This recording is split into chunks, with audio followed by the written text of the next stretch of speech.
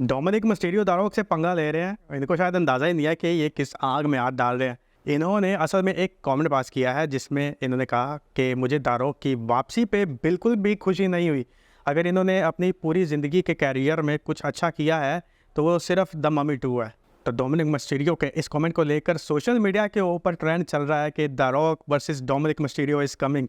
But I don't think दारोक का standard इतना गिरा हुआ है। मे भी पॉसिबल है कि शायद वो किसी सेगमेंट वगैरह में डोमिनिक मिस्टीरियो के साथ हाथ साफ कर लें, लेकिन अगर फ्यूड की बात करें तो वो आई डोंट थिंक कि ऐसा कुछ होने वाला है। तो मूव करते हैं आप मंडे नाइट रॉ की तरफ, जो कि 12 साल में पहली बार सिर्फ 2 घंटे के लिए हुआ और आई थिंक बहुत ज़्यादा जल्दी में सब कुछ गुजर गया। WWE के लिए मेरे ख्याल में आने वाले वक्त में इसको मैनेज करना काफ़ी मुश्किल होगा, क्योंकि रोस्टर काफ़ी ज़्यादा बड़ा है और टाइम काफ़ी छोटा। तो आज के मंडे नाइट रॉ को किक किया CM पंक ने।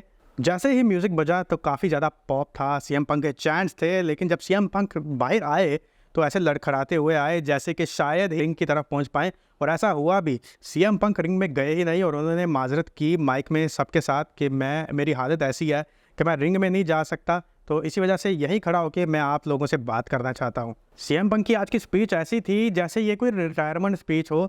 CM पंक ने कहा कि बैड ब्लड के बाद मैं आज के राह में शामिल होने के बिल्कुल भी काबिल नहीं हूँ। पंक ने कहा इस हेल इन द सेल में ड्रू मैकिंटायर ने मेरे साथ जो किया है, जो मेरे साथ हुआ है, पूरे कैरियर में मेरे साथ ऐसा कभी नहीं हुआ। उन्होंने कहा मैं काफ़ी ज़्यादा थक चुका हूँ, मेरी बॉडी अभी जो है वो जवाब दे गई है। बातें तो इन्होंने काफ़ी की, लेकिन जो खास बातें थी वो मैंने आपको बता दी। और फिर आखिर में इन्होंने कहा कि मैं अब वापस घर जा रहा हूँ अपनी वाइफ AJ ली के पास, और मुझे नहीं पता कि मैं कब वापस आऊँगा।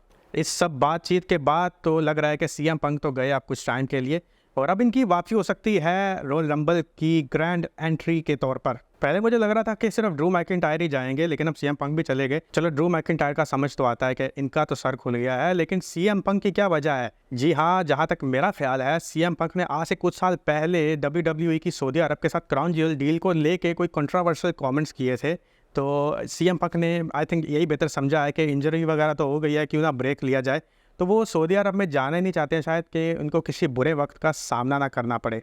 खैर, इस सब स्पीच के बाद CM पंक वापस जाना चाह रहे थे कि जैसे वो पीछे को मुड़े हैं तो सेथ रॉलिंस का म्यूज़िक बज गया और सेथ रॉलिंस और CM पंक दोनों एक दूसरे को घूरने लगे। सेथ रॉलिंस फिर इंजर्ड CM पंक को ऐसे ज़ोर से पुश करके रैंप होते हुए सीधा रिंग की तरफ चले गए।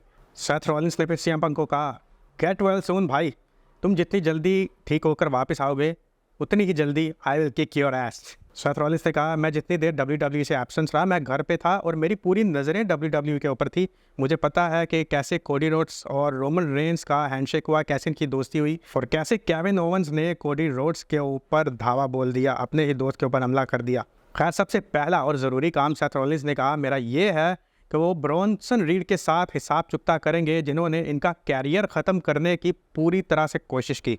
इन्होंने कहा कि कभी भी और किसी भी वक्त इनका आमना सामना हुआ तो वो इनसे डील करेंगे। फिर बजा जय उसो का म्यूज़िक। जैसे सेथ रॉलिंस ने CM पंक को इंटरप्ट किया था, वैसे ही जय उसो ने सेथ रॉलिंस को इंटरप्ट कर दिया। आई थिंक रहा अब 2 घंटे की हो चुकी है, तो तभी WWE जल्दी जल्दी एंट्रेंस किए जा रही थी। जय उसो का मैच था जेवियर वुड्स के साथ, और इस मैच में जय उसो ने जेवियर वुड्स को हरा दिया। मैच के बाद जय उसो ने जेवियर वुड्स के दोस्त कोफी किंगस्टन के साथ हाथ मिलाना चाहा और कोफी किंगस्टन ने हाथ मिला लिया। इस चीज़ को देखे जेवियर वुड्स कुछ खुश नज़र ना आए। उन्होंने कहा कि जिस बंदे ने मुझे हराया है मेरे दोस्त ने उसी के साथ हाथ मिला लिया है। जय उसो ने जेवियर वुड्स के साथ भी हाथ मिलाने की कोशिश की, लेकिन जेवियर वुड्स के अंदर आई थिंक थोड़ा सा गुस्सा था, वो हाथ मिलाए बगैर ही रिंग को छोड़ गए। फिर जब कोफी किंगस्टन और जेवियर वुड्स रैंप से जा रहे थे तो जय उसो को ज़ोरदार स्पीयर लगाया ब्रॉन ब्रेकर ने। इस अटैक को देख के फिर कोफी किंगस्टन ने जेवियर वुड को कहा कि हमें इसको बचाना चाहिए।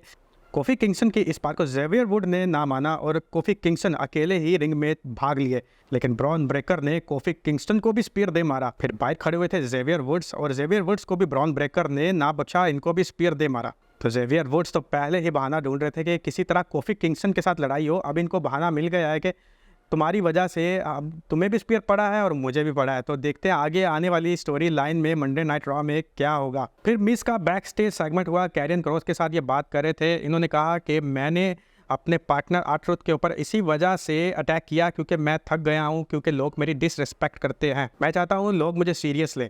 फिर आ जाते हैं R-Truth और वो दामिस को कहते हैं कि आई थिंक तुम पिछले वीक कंफ्यूज थे और तुमने मुझे अटैक कर दिया, तो मैं तुम्हें इस सब को लेकर माफ़ करता हूँ। दामिस ने कहा मुझे माफ़ करने की कोई ज़रूरत नहीं है, मैंने अपने पूरे होशो-हवास में ऐसे किया है। और फिर नेक्स्ट मंडे नाइट के लिए दामिस वर्सेस R-Truth मैच फाइनल हुआ और इस मैच फाइनलाइजेशन के साथ इस बैकस्टेज सेगमेंट का दी एंड हुआ। फिर हुआ match good old fashion Donnybrook match, Sheamus versus Pete Dunne. इस मैच में दोनों सुपरस्टार्स के लिए ही ब्रूटल टाइम गुजरा था और एंड में पैट डन ने शेमस के हाथ बांध दिए, लेकिन शेमस ने फिर भी हिम्मत ना हारी और 2 ब्रॉड किक्स लगाई पैट डन को और इनको ढेर करके 3 पिनफॉल करके मैच को जीता। लेकिन इस मैच में काफ़ी ज़्यादा ब्रूटलाइजेशन हो चुकी थी। इस मैच के बाद शेमस ने अपनी कमर की जो तस्वीर है वो पब्लिश की, तो इस तस्वीर से अंदाज़ा लगाया जा सकता है कि शेमस कितने ज़्यादा दर्द से गुजरे हैं। फिर बात करेंगे आज के मेन इवेंट की, Sami Zayn versus Gunther for the WWE world heavyweight championship. इस मैच का रिजल्ट काफ़ी प्रेडिक्टेबल था, तकरीबन हम सभी जानते थे कि कौन जीतने वाला है। गुंथर ही जीते थे, जाहिर सी बात है, लेकिन जो इस मैच में टफ टाइम सेमी ज़ेन ने गुंथर को दिया वो काफ़ी ज़्यादा काबिल तारीफ़ है। यहाँ तक कि गुंथर भी हैरान रह गए थे।